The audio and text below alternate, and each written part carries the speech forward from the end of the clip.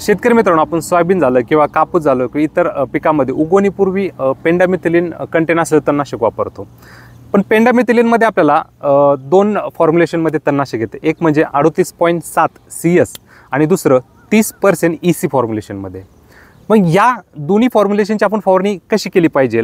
जर 38.7 CS तुम्ही जर कंटेन असेल तणनाशक आणलं तरी आपल्याला पेरणीनंतर कोरड्या रानात त्याची फवारणी करायची, म्हणजे एक लेअर आपल्याला जमिनीवरती तयार करायचं आणि त्यानंतर फवारणी त्यानंतर आपल्याला पाणी द्यायचं आहे. तसंच पेंडामिथिलिन 30% EC फॉर्म्युलेशनमध्ये जर आपण तणनाशक आणलं तर आपल्याला काय करायचं, आधी पेरणी करायची, पेरणीनंतर पाणी द्यायचं आणि ओल्या जमिनीत आपल्याला ह्या तणनाशकाची फवारणी करायची आहे. तर मित्रांनो, अशा पद्धतीने या दोन्ही तणनाशकामध्ये हा फरक आहे. तर सांगितल्याप्रमाणे जर दोन्ही फॉर्म्युलेशनचे जर आपण फवारणी केली तर एक लेअर तयार होऊन आपल्याला त्यात जे बीज असतं तणनाशकाचं ते अंकुरण होण्याआधी नष्ट होतं. तर शेतकरी मित्रांनो, दिलेली माहिती व व्हिडिओ आपल्याला आवडला असेल तर आपल्या चॅनलला सबस्क्राईब करायला विसरू नका.